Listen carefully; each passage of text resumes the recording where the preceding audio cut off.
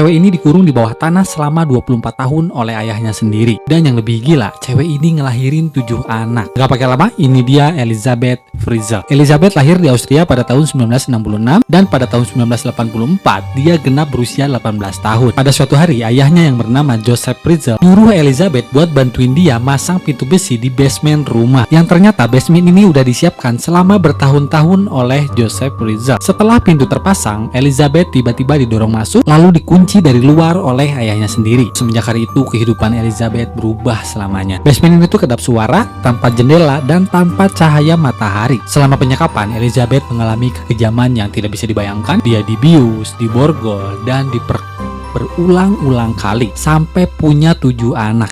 Gila.